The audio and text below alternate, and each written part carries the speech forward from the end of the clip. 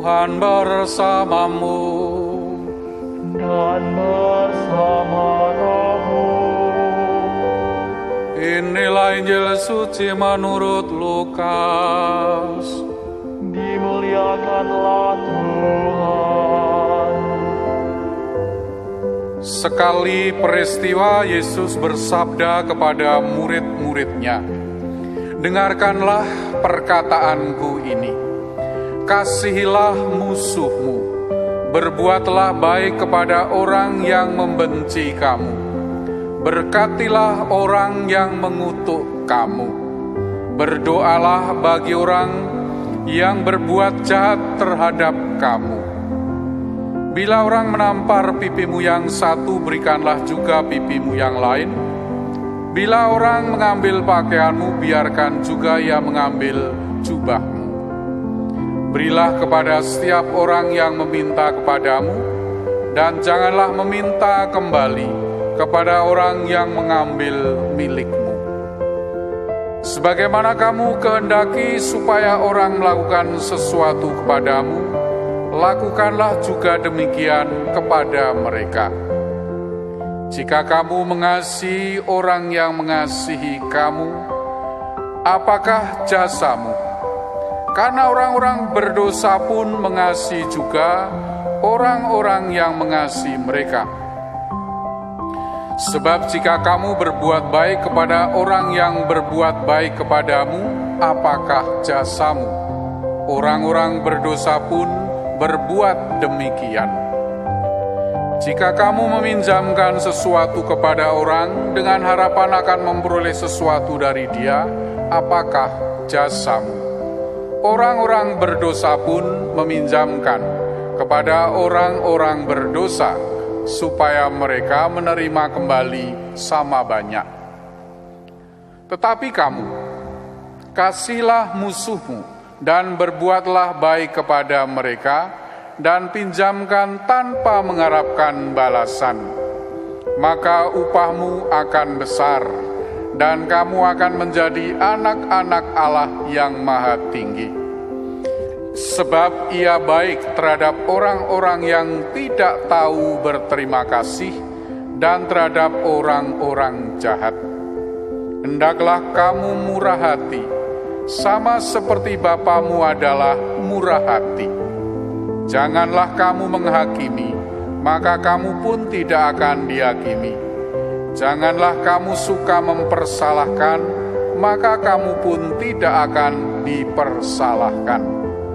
Ampunilah, maka kamu akan diampuni. Berilah, maka kamu akan diberi. Suatu takaran yang baik, yang dipadatkan, yang diguncang, dan yang tumpah keluar, akan dicurahkan ke dalam pangkuanmu. Sebab ukuran yang kamu pakai untuk mengukur, akan diukurkan pula kepadamu. Demikianlah sabda Tuhan. Terpujilah Kristus.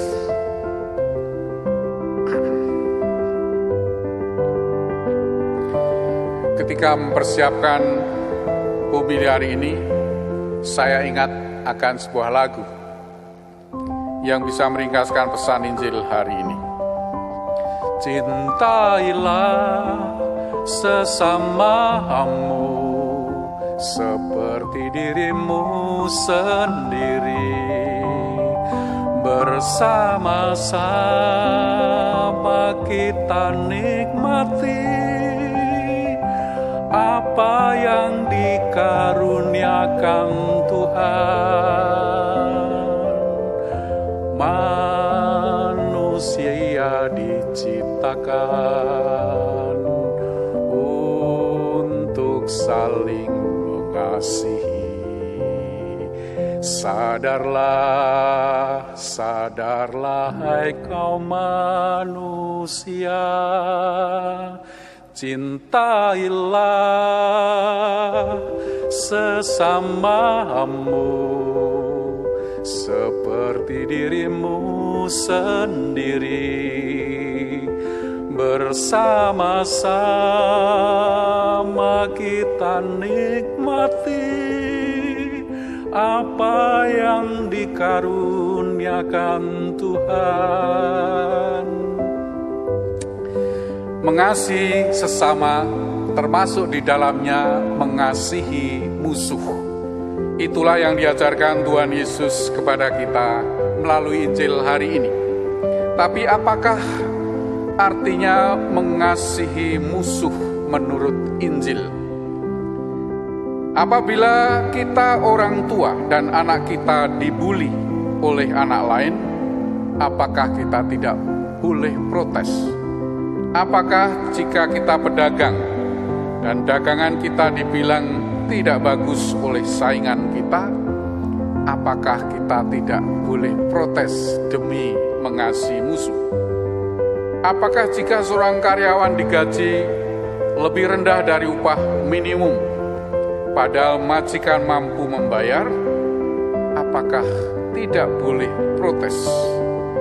Pertanyaan-pertanyaan ini menunjukkan bahwa mengasihi musuh, memberkati orang yang mengutuk, mendoakan orang yang menjahati, membiarkan diri dianiaya memang seringkali terasa jauh dari kenyataan.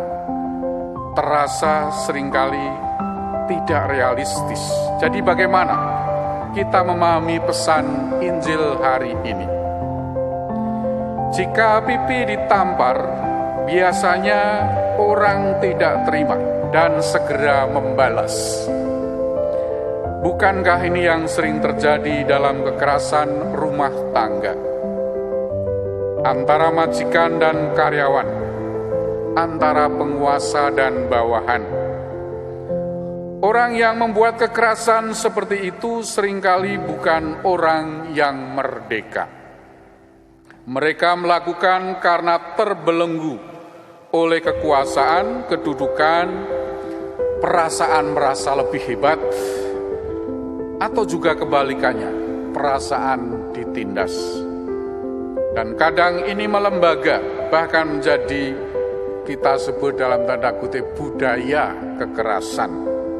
Dan inilah kenyataan dosa yang membelenggu manusia.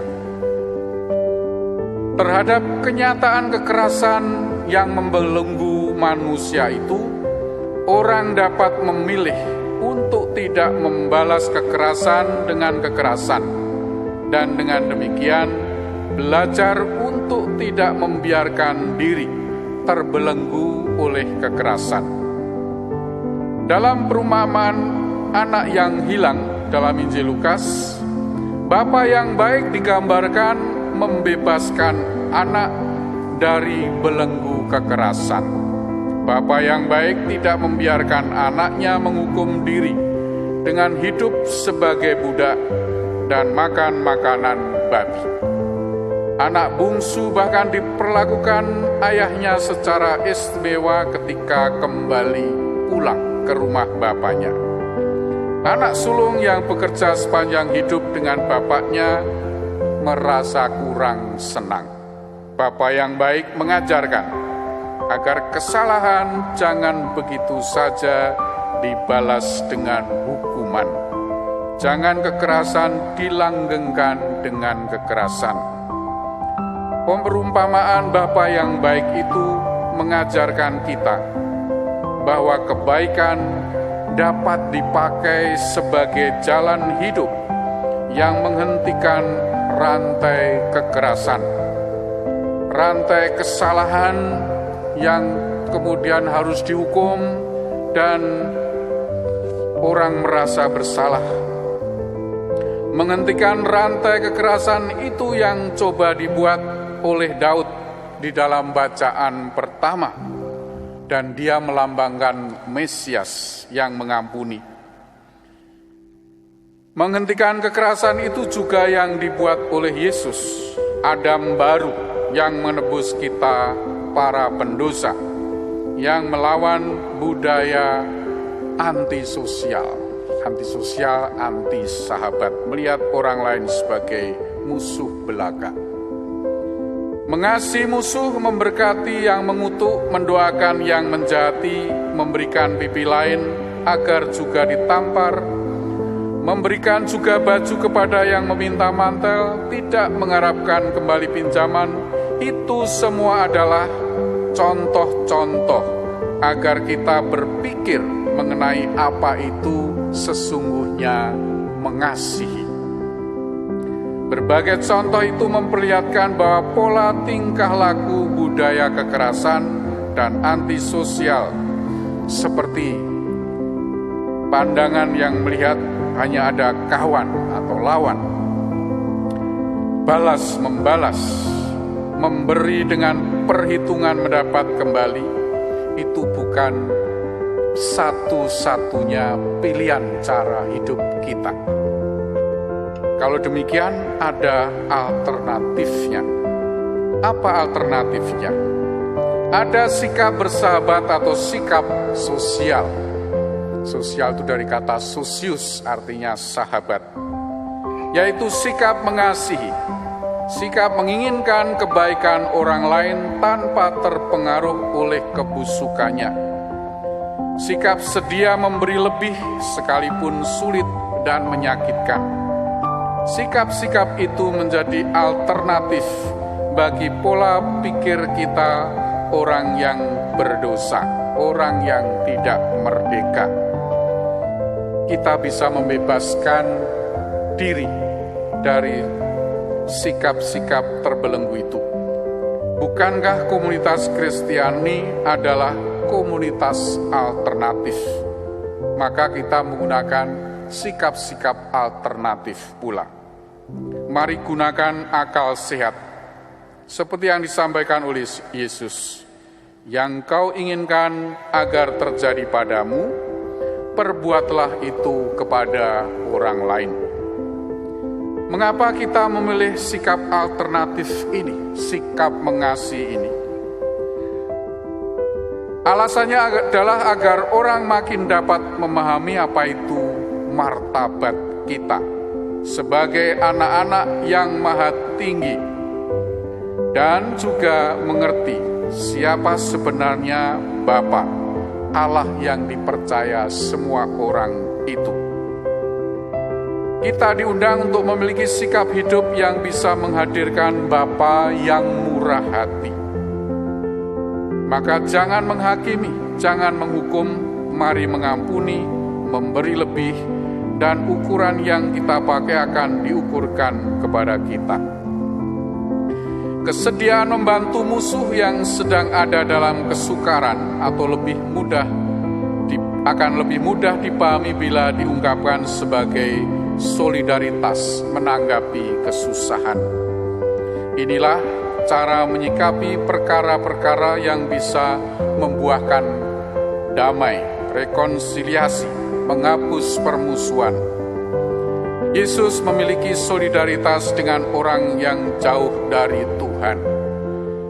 Solidaritasnya dengan orang-orang yang dikasihi Tuhan, sekalipun orang-orang itu berdosa.